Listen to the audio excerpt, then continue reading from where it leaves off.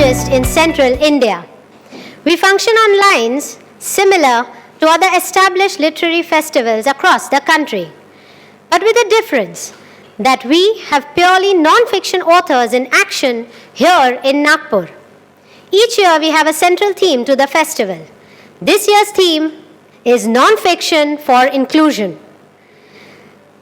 And in line with this theme, we have various authors and topics that instill these values in us.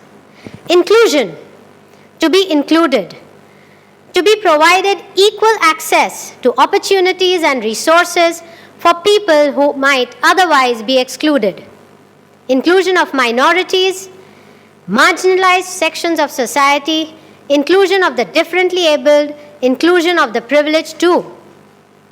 Willingness to accept books of each section included in this festival, the receptiveness of readers of Majha Nagpur to lend a ear to every marvelous author included. Readers are assured to be enthralled today and tomorrow with a fantastic and most intriguing non-fiction books wound so seamlessly in astounding narratives by an inclusive lineup of incredible authors. First day, second event in this room of Vidarbh Literary Festival, I, Tasneem Akolawala, welcome Adrija Roychowdhury. I request our moderator in focus, Mr. Anand Pandey, to usher Ms. Adrija Roychowdhury to the podium, please.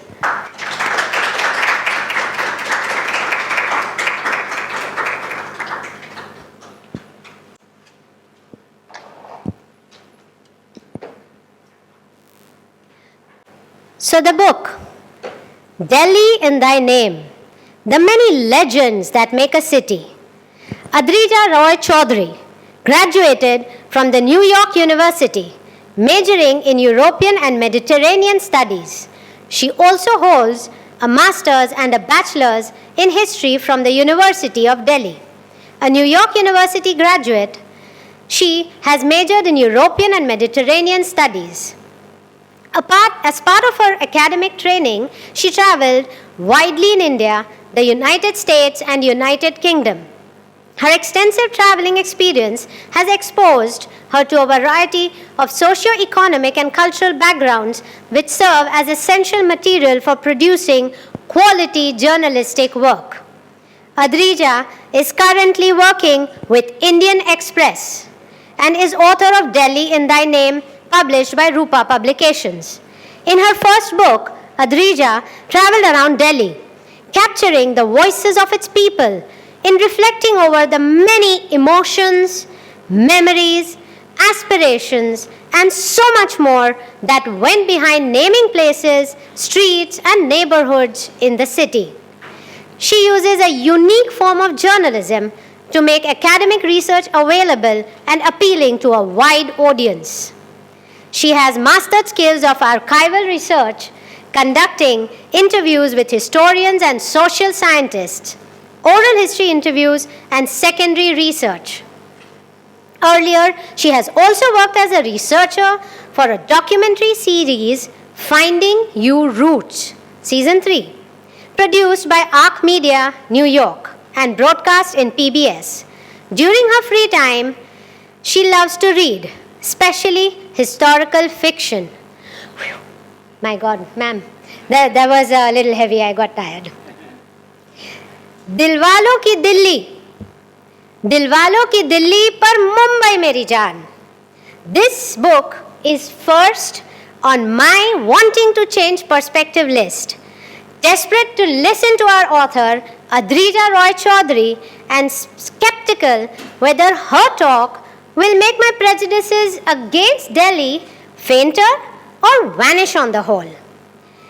Now, moderator in focus, Anand Pandey. Mr. Anand Pandey is interning at the Brand Bazaar Bharat intersection. Anand has been on a perpetual Bharat Darshan for a while now.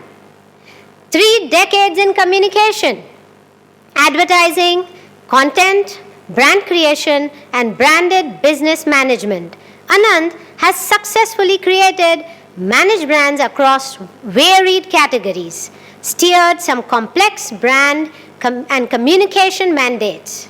A postgraduate in public administration, he often leans on Hindustani poetic wisdom to help explain a complex business, brand, or life situation. An avid tweeter, news, political narratives, culture, cricket, all things that impact India and Indians keep him engrossed, as chai keeps him charged up. Please bring your hands together to welcome our moderator, Mr. Anand Pandey, and our author, Adrija Roychowdhury. Over to you, sir. नमस्कार नागपुर में के बारे में I am a Nagpur boy originally so I am from Kamthi but I have lived in Pune and Bombay and now in Delhi for last 20 years. पता नहीं नागपुर के बारे में मुझे पहले कभी किसी ने ये कहा है या नहीं कहा है, but you know the if this line गिनती यहाँ से चालू होती है या लाइन यहाँ से शुरू होती है, if anybody can claim this line, it is Nagpur. Because we have the 0 mile. So I think it's a good t-shirt idea. कल आते आते फ्लाइट में मुझे ध्यान आया, तो I said maybe the first thing I should share with fellow Nagpurians is कि यार इस पे कुछ करो, इसको आगे बढ़ाओ, इसको क्लेम कर लो, है ना. अभी बच्चन साहब लेके बैठे हैं.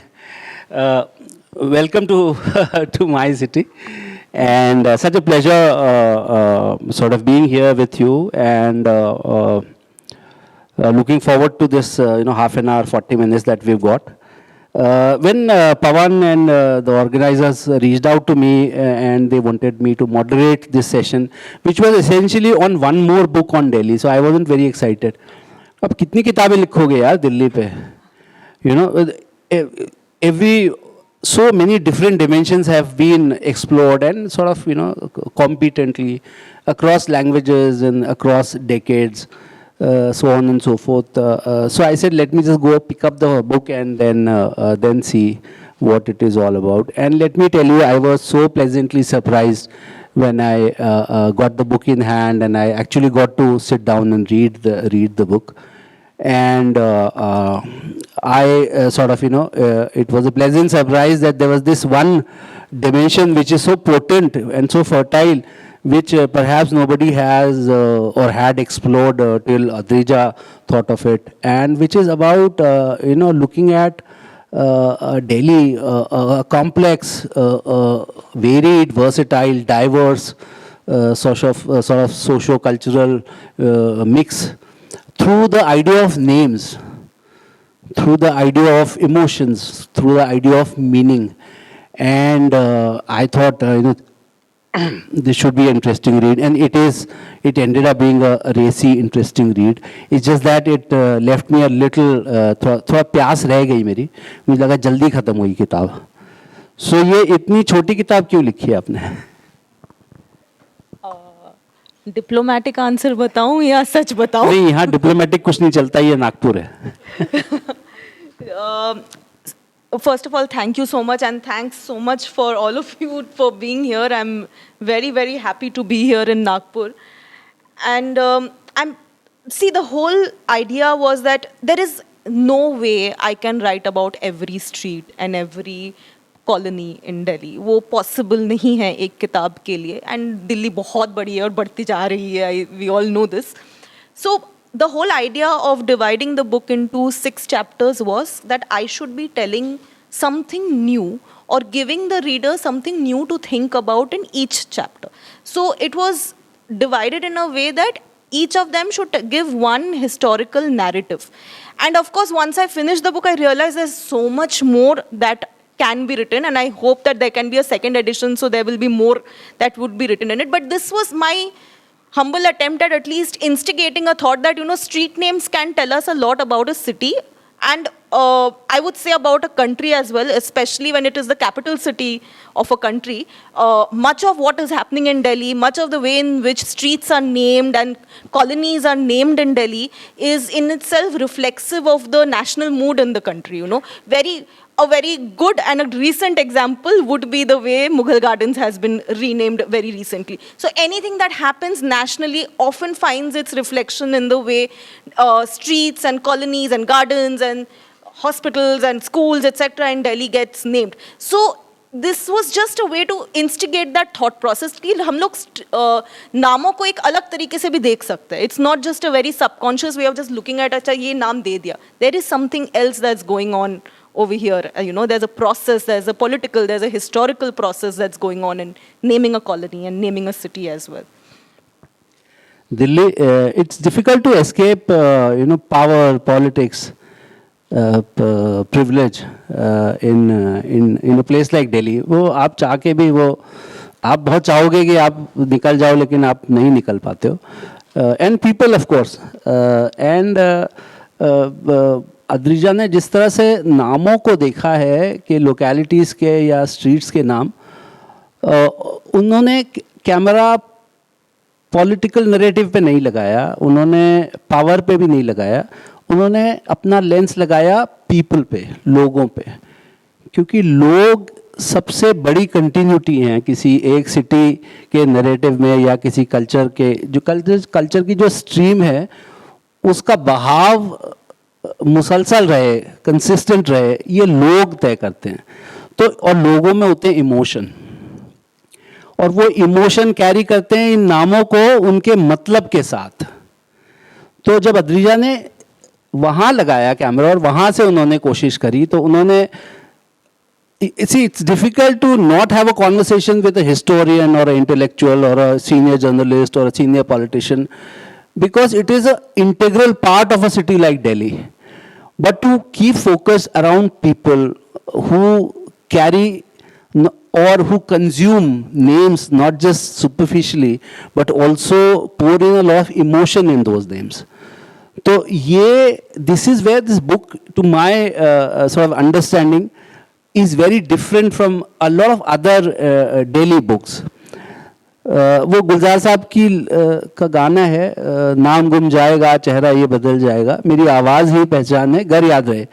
तो आवाज़ का कॉन्टेक्स्ट फिल्म में शायद कहीं और था, बट अद्रिजा के इस किताब ने उस आवाज़ का कॉन्टेक्स्ट लोगों को बनाया है कि लोगों की जो आवाज़ एक लोकेलिटी और उस लोकेलिटी के नाम के प्रति उस समय में जिस समय का समाज है वो होती है, वो उसमें नया मतलब देती है या पुराने मतलब को पकड़ के रखती है और कंटिन्यूटी चाहती है या बदलाव को एम्ब्रेस करती है.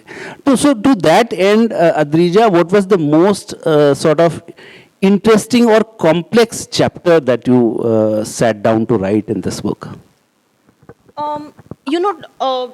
To be honest, the most challenging chapter was the first chapter, Chandni Chowk. The reason being that it's also a very overwritten part of Delhi. You know, when Old Delhi is the most, literally the most romanticized, most written about part. Most consumed and most often consumed. Yeah, so the challenge for me was what new can I bring to the table over here. So when and this was also the first chapter. So I must mention here that I was commissioned this book when I was fairly young. I would say I was just 27, 28, and I was I had to first figure out how does one write a book. Okay, so doing that first chapter was very challenging in itself, and then when it comes to Chandni Chowk, how do I make it different? How do I make it engaging for the reader just through names? But it also turned out that what I started doing was get into an exercise mode and let's just go to Chandni Chowk and just roam around and talk to people and let me see what that leads me to. Okay. What I realized was that the whole area in Old Delhi, it's like a bouquet of names. There's so many names over here and very interesting names like Churiwala, Suiwala. Okay, there is something called Paiwala. There is a Khazanchi ki Gali. Okay, there is just innumerable names which are very unique. You won't find them anywhere else in Delhi. And the more I started talking to people, I realized that each of these names have a history of their own. Of course, historians will tell you कि अच्छा ये document में यहाँ पे ये लिखा हुआ है, ये नाम पहले ये था, MCD ने इसको ऐसे ही दिया था. That is one way of looking at names. But the other way is like when there is a whole new life that a name has when you talk to people, because they will give new meanings to it. Okay. Like for example, there is this one particular small little gully somewhere in Old Delhi, which is named after the architects who built the Red Fort. Okay, and people just came up with their new names of who these people were. You don't find them in historical texts at all. One more example I'll give is there's this one gully called Lattu Shah ki Gully. Okay, now I went and asked people who is Lattu Shah. Their first reaction is that oh, he was a very good friend of Shah Jahan. Who is this friend of Shah Jahan? And nobody knows. I have never heard of him or never read about him in any historical text. And I can assure you it is really not there in any historical text. But somewhere this name of Lattu Shah was giving a lot of historical pride to people who are living there. Oh, I'm living in this gully that is named after somebody who was very close to the Mughal emperor. Okay. That is somewhere, deeply embedded in their consciousness that, I'm living in a very important place, perhaps, Or there was another gully called Takhat Wali Gully. Okay. Again, a very interesting story over here is it's named after this wooden bed that is somewhere there in one corner, okay? And everybody kept telling me, oh, Takhat Wali Gali wahan hai. What is Takhat Wali Gali? It is basically named after this wooden bed over here. It's rusting, it's shabby, and there are these, elderly people who are sitting and chatting there. And again, when I asked them that, what is so important about this Takhat? So they're like, oh, ye to Mughloं ke time se yahan pe reh. Now, these are very interesting conversations with people where they find new meanings attached to where they are living. And Old Delhi was challenging because, how do I find something new over here? But it also was very revealing in the sense that these are organic ways in which people have named the places in which they are living. The moment you come outside Old Delhi, you'll realize that, the concept of street name gets more institutionalized. Okay, you will have an Akbar Road, you will have an Aurangzeb Road, or you will have a Prithviraj Chauhan Road, or you go further down, you will have some the roads named after the British who ruled here, or the more recent freedom fighters roads and colonies named after freedom fighters. These are very institutionalized names given by the government from above. But what you see in Old Delhi is something way more democratic, It comes from below, where people have just named a place depending on, how they looked at their own past, or who was living there, or what the little stories that they want to remember of their history. So that's, in that sense, that chapter was very challenging for me, but at the same time, it really was what made me think about people's history and why that should be the focus of the entire narrative of a book on names of Delhi. Great. I remember from that chapter, I remember a gully called Paiwala.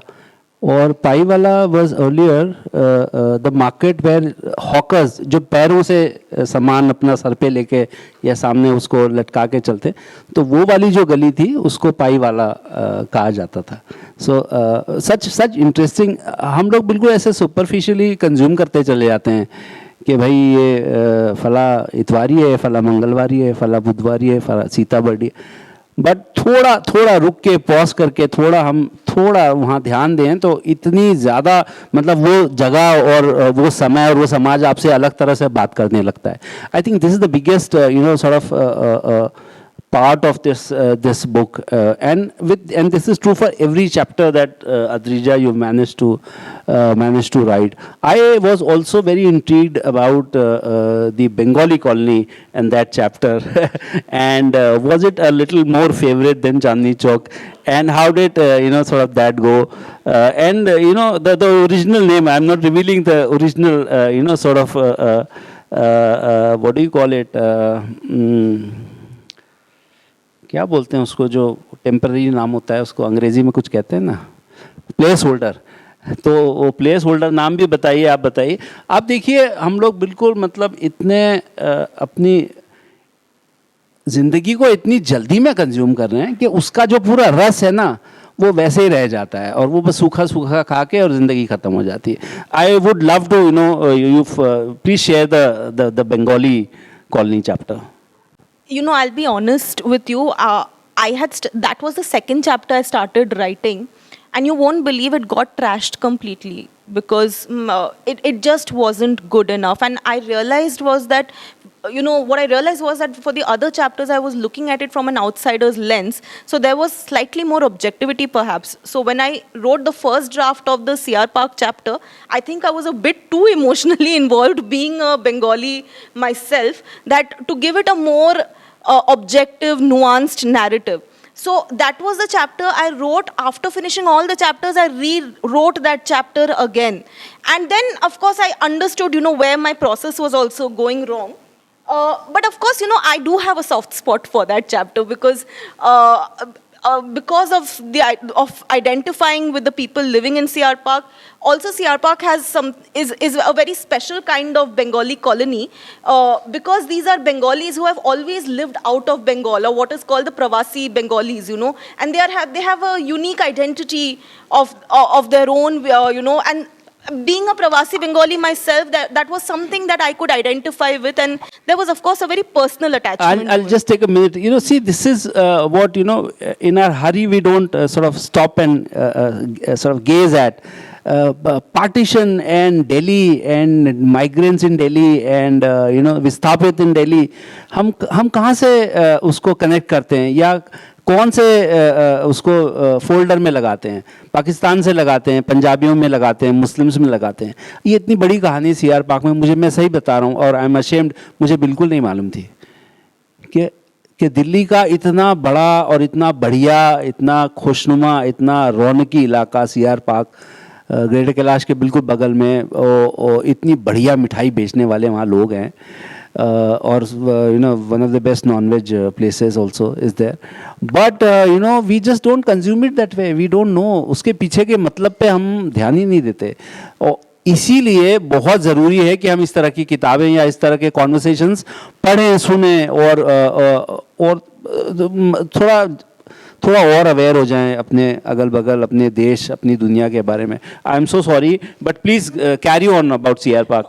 Actually, good you raise this point because the way partition narratives have been written, they are somehow dominated by what is happening in the West. Where West Punjab's partition, and somewhere the East Pakistan's partition and East Bengal ka jo experience tha, which is very different from what was happening on the West, somewhere gets, it is not there. Literally, we don't come across it. So, CR Park is one place in Delhi where you see what is happening in the eastern part of the country during the partition. That comes alive in CR Park. And what was interesting was that, in fact, it was not supposed to be a colony only for Bengalis. It was the original name, or what Sir called was placeholder, was that East Pakistan EPDP, Development East Pakistan Development Society or Development Colony. I need to read the book. It was something like that. So basically, the whole idea was that anybody who lost out on property and or any kind of dwelling of theirs in East Pakistan, they would be eligible for getting a house in CR Park, or what was then EPDP. It wasn't exactly Bengalis, it was East Pakistan people, and East Pakistan Displaced Persons Colony. Displaced Persons Colony. So, and this was happening at a time, when there were so many other resettlement colonies that were being built in Delhi for West Punjab refugees. We have an entire city, Chandigarh, is being built just for resettling refugees from the Punjab. But that is not the case with, the Bengali refugees. In fact, even in Calcutta or even in parts of West Bengal also, that kind of attention to resettle refugees from East Bengal is not there. The central government is in many ways focused only on Delhi, on Punjab, on the northern part of the region. It is here that these were, a very small group of Bengali government service officers, they reached out to the government saying that, okay, if you are having this colony, so many resettlement projects for refugees from West Punjab, then what about those from the eastern part of the country, and what about those who have lost out on land and property in East Pakistan? You need to give us something as well. And that's how CR gets formed. And this is actually one chapter in which the tug of war related to what the name of a colony like this will be is most evident, because there was no, I think, much like a lot of things that is constantly debated among Bengalis, and we love to debate. We love to debate on everything under the sun. And CR Park was one place where the name issue was so striking because they just couldn't come to terms with, what the name should be. Somebody suggested Tagore, very usual, Bengali icons, So Subhash Bose, of course, was there. And there was one name which was particularly very popular was Purbanchal, which is, basically these were people who wanted to establish that we are from the East, and so, and one needs to remember that CR Park is sort of sandwiched between two predominantly Punjabi colonies. So they also wanted to assert their identity that, we are not from the West, we are from the East. So Purbanchal, Purb, as an East, and that's how they wanted it to be named. But there was also, interestingly, how there was political pressure as to one group saying that, we do not want to be associated with this name, which is something that, because there was a political movement going on in Northeast at that time, which was also called, the Purbanchal movement, so they did not want to be associated with that, and they immediately reached out to the central government. This is the 1970s when Indira Gandhi is in power.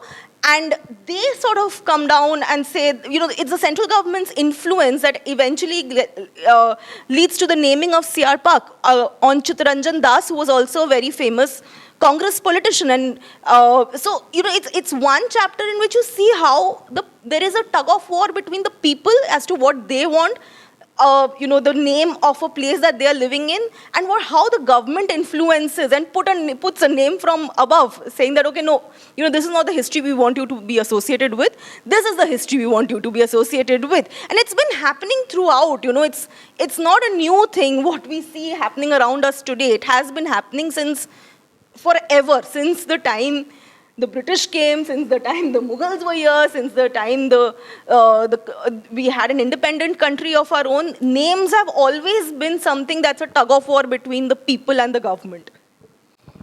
Interesting. Power and therefore politics would always be on the lookout for popular and leverageable social equities. जिससे वो politically उसका ascetize कर दें और फिर उसको मथें, उसका शोषण करें, उससे अपने पार्टी का और अपने पावर का पोषण करें. So this whole sort of trip of power, leveraging popular social equities has had and we know for a long time has had a clear impact and influence on naming and renaming and again sort of going back to the old name. So और ये सिर्फ ये नहीं कि 47 के बाद हमारे राजनेताओं ने किया, ये गोरों ने भी किया, अंग्रेज़ों ने भी किया. उन्होंने पुरानी दिल्ली के बिल्कुल बगल में रायसीना हिल्स और लुटियन बनाया और धीरे धीरे उसको, ताकि बेसिकली मुगलों की लकीर से लंबी और ज़्यादा चमकदार लकीर हमारी हो. तो ये पावर का एक अपना स्वभाव होता है और पावर उसी तरह से पावर मैनेज करता है, क्राफ्ट करता है.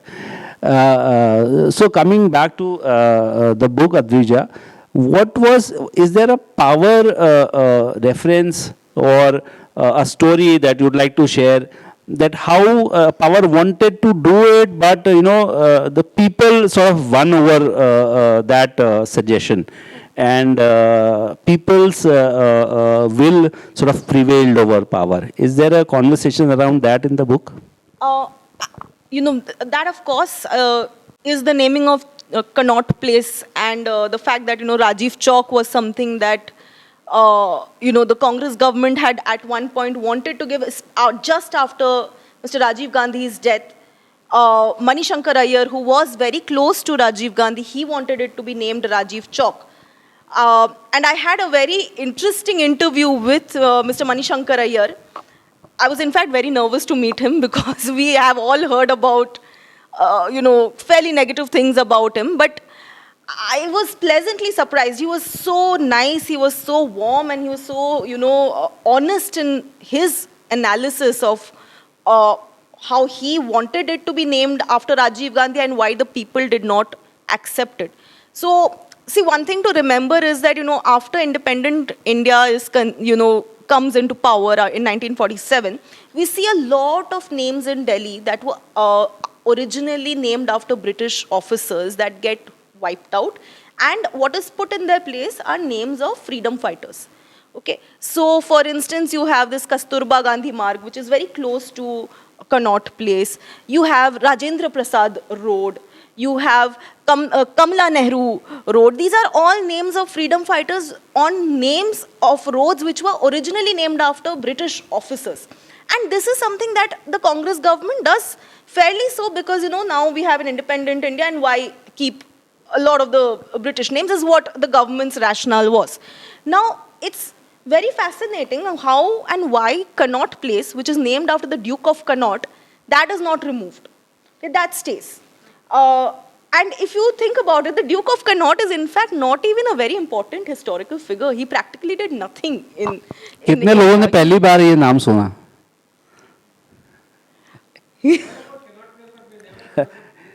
Exactly. That's the point. So he literally had no role to play in India at all.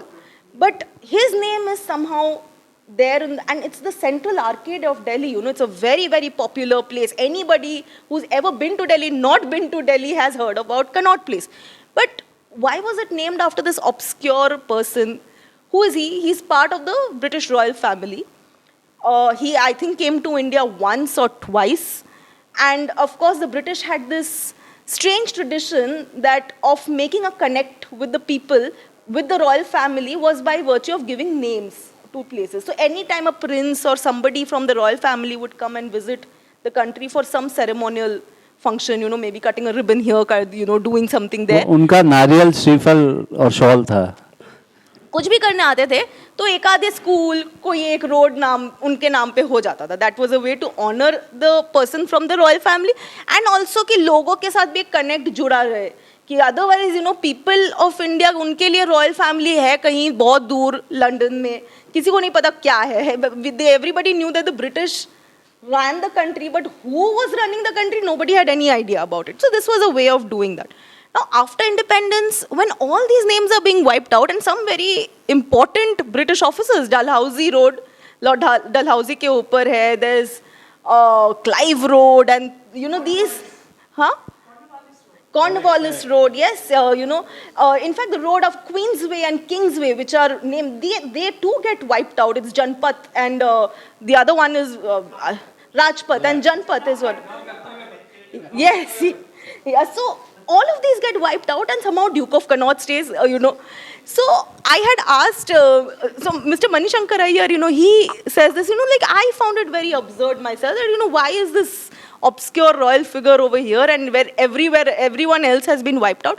And after, he was very close to Mr. Rajiv Gandhi, and he decided that after Mr. Gandhi's death that this place should be named after him. And his idea also was that the outer circle be called Indira Chowk after Indira Gandhi and the inner circle as Rajiv Chowk. So it almost appears as if the mother is embracing the son. That was his idea.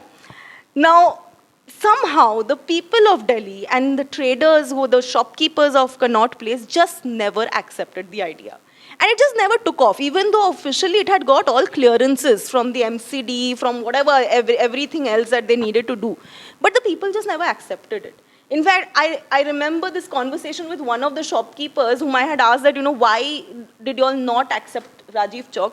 And he told me that, this Connaught Place is a very modern place, we are very hep, this cannot be a chalk, this is Chandni Chowk can be a chalk, we cannot be a Rajiv Chowk, we have to be, Connaught Place is very, what we associate most our the kind of stuff we sell or with the kind of place this is. So they never accepted it, and the only place that, the only thing that Rajiv Chowk did take off was the metro station, which happens to be one of the busiest metro stations in Delhi. That, of course, people still call it Rajiv Chowk, but the place just couldn't, people were hell-bent on holding on to Connaught Place. And somewhere I also make this argument that, all of this is happening when Manishankar Iyer proposed this new name. It is the early 1990s. And there's something very interesting happening in Indian politics at that time. This one must remember, this is also the time of the Babri Masjid. This is also the time of Shah Banu. It has just happened. And this is also the time when literally, we see the Hindutva politics of today sort of emerging for the first time. This is happening. It's a new kind of political situation. Defining almost socio-political change. Yeah.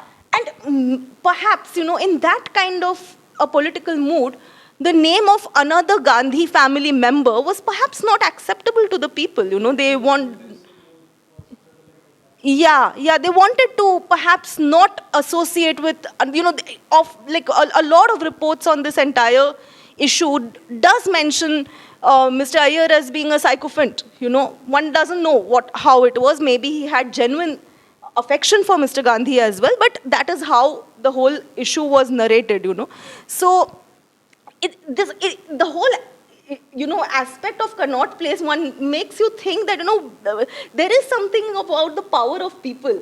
Where if they want to hold on to a certain kind of history, no matter what, what the government does from above, they will not accept it. My personal understanding is Mughal gardens will remain Mughal gardens, no matter what the government says. I have a sense that Kartavya Path will get hammered so consistently and with such a huge, intense frequency that Rajpath will have to sort of, retire. I have a feeling I might be wrong. But, coming back to what Adrija was telling us about, see, Chandni Chowk remains, जबकि चांदनी चौक शाहजहानाबाद का एक चौक था. It was just one little part of almost a city that Shah Jahan sort of imagined and created. So जो universally connect हो जाता है वो सरपास करता है, वो रह जाता है, उसको लोग थामे रखते हैं, उसके लिए लड़ते हैं. मुझे कहीं लग रहा है कि जो इनके conversations में भी आया है, Connaught Place also for a long time has been a symbol of modernity and of a certain kind of lifestyle that not just Delhi but perhaps everybody who goes to Delhi, everybody who knows about Delhi aspires to have a slice of or partake. जैसे Marine Drive है बम्बई में, अब उसको कल को अगर कुछ और करने की कोशिश करेंगे तो मुझे लगता है बड़ा वहाँ पे भी हल्ला होगा Marine Drive के लिए. तो जो दिलों में मजबूती से घर कर जाता है उसको चाहे कितना बड़ा पॉलिटिशियन हो या कितना बड़ा पावर हो, कितनी एमपीज की सीट्स आ जाएं, उसको हिलाना फिर थोड़ा मुश्किल हो जाता है. This book has been an eye-opener personally for me also. I am a student of Bharat and I keep an eye on India and India and so on. वही मेरा काम है. So it has this is an eye-opener for me in more ways than just Delhi. And in fact, I'm after her to write second part and also maybe, look at writing a similar book on Bombay and Calcutta and so on and so forth. This is such a thing, everybody should know it. More people should know about it. This should be a part of our conversations. I think we just have time to sort of one last bit. So either you read a part, Adrija, that if you want to read from the book, or then I would want you to maybe either talk about the Kashmiri connection in Delhi, or the Jasrat, Baghe Jasrat, which is as opaque to almost everybody here as it was to me. Baghe Jasrat I was totally unaware of it.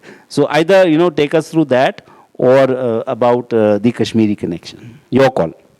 I think I'd like to talk about the Saket chapter. Also, it goes with the theme of inclusion. Sure. Because, Absolutely. The Saket chapter, it's called, it's basically called Ancient Ayodhya in Modern Delhi. I think it's something of that sort. It's been a while since I wrote the book as well.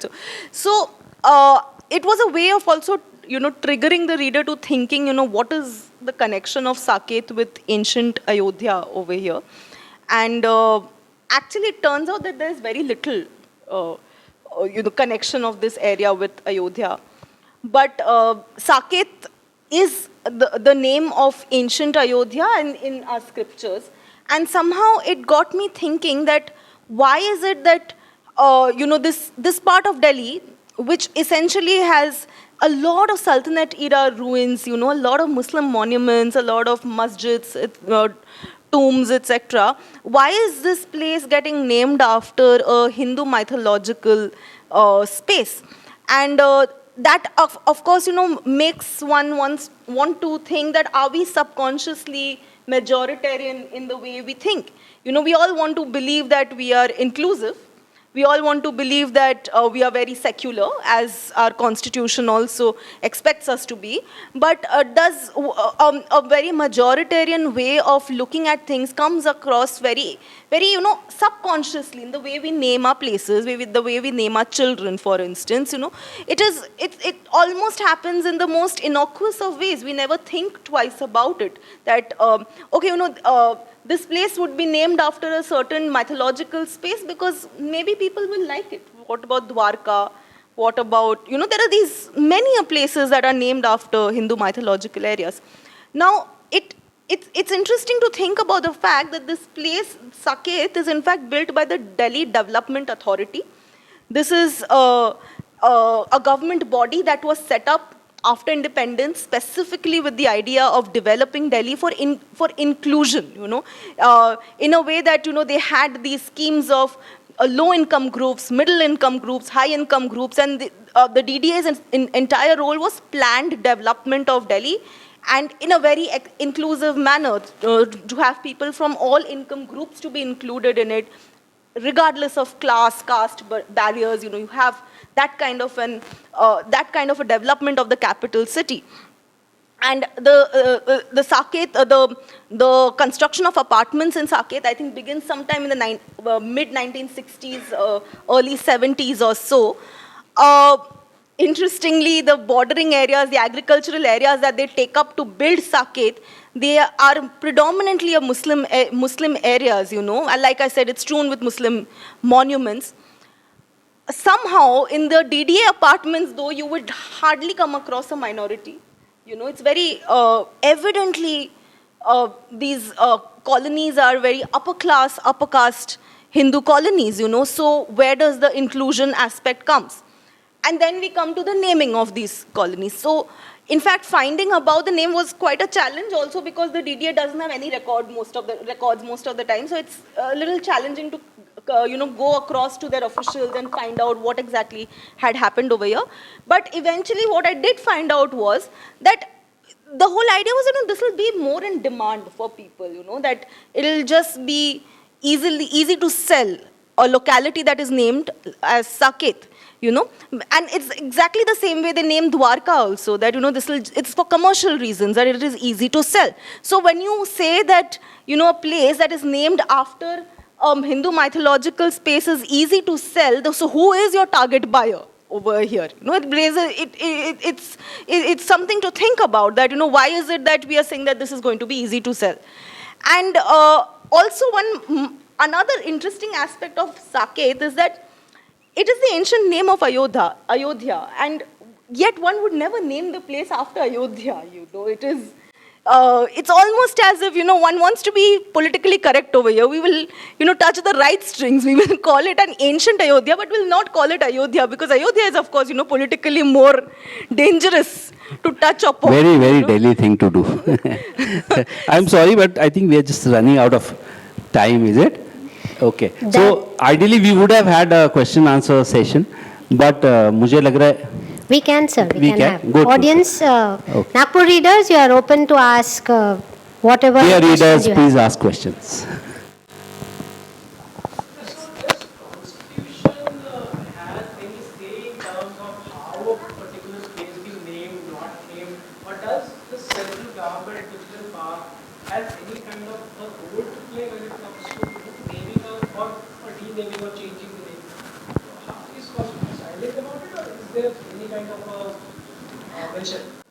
I don't think the Constitution mentions anything. I'm not aware of it, so I'll be honest. And your question makes me think. I will definitely go up and read up on this to find out more. But the government does have a role to play more at a local level. Like there are clearances to be taken from the municipal corporations and your So the local procedure has been laid out. yeah, there is a procedure, and it is quite a tedious procedure, I must say. So it's not easy, huh? If the government just says that today this road will be named as something, there are boards to be changed. There are there's a lot of paperwork that goes behind changing the name of a place and changing addresses everywhere that it goes. So, of course, and it's not always as if the government is interested in changing the name also. There are quite a few examples of people who raise requests of names of their colonies being changed, but the government is not often interested, or it is an expensive and quite a tedious affair. So only when it really matters to the government, yeah, but makes sense to the government, it is only then it's taken up for changing. Yeah, yeah. Yes, of course, of course. And I'm sure with these other ones also, Allahabad as Prayagraj, it would be a lot of paperwork because there's, you have railway stations, you have so many streets and addresses that have to be rewritten. Plus it means a lot of tenders also. Actually, I've been interjecting in the middle also. This is quite an interesting topic. I've recently shifted to Delhi. Oh. And I was very curious about many things, which I also looked up myself. Like, for example, I stay in Greater Kailash. So I kept saying, where's this Kailash mountain in this city? So, and I did find out about CR Park also because it's close by and I looked at it. But, I went recently to Bombay, to Calcutta, sorry. And I was very happy to know that most of Calcutta, whatever Mamata Banerjee and all that Bengali pride is, they've kept the British names. Victoria Memorial, Cornwall, Dalhousie Square. So I even asked the taxi man, I said, "Ye naam change nahi hue kya?" Because they're quite... but Calcutta has kept on to the old names, more or less. What do you say to that?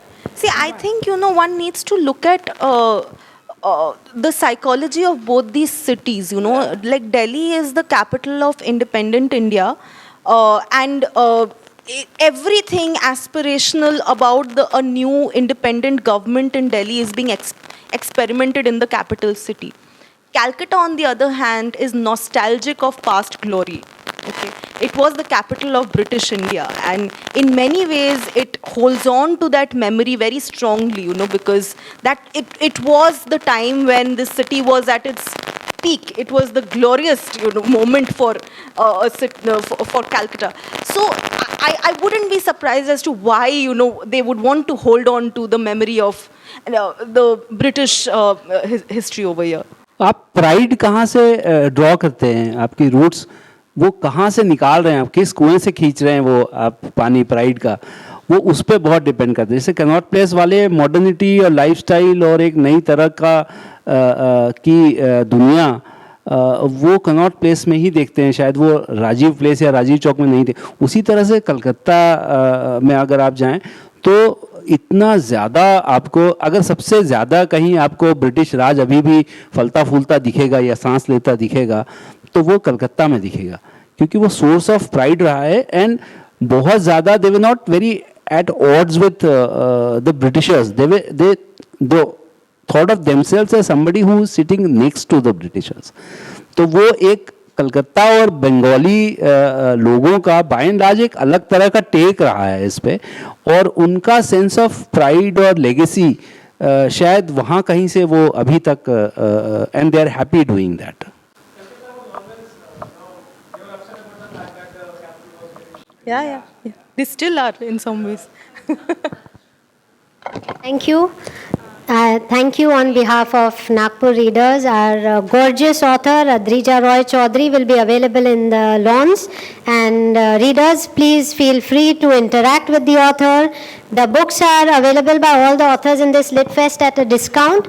Buy the books, get them signed by your favorite author, interact with them. Your interaction can continue in the lawn. I would request now our moderator, Mr. Anand Pandey, to hand over a token of appreciation to the author. This gift is a handmade painting from the artist Tejas Jaiswal from Alag Angle. We are proud to be associated with such talent from Alag Angle community.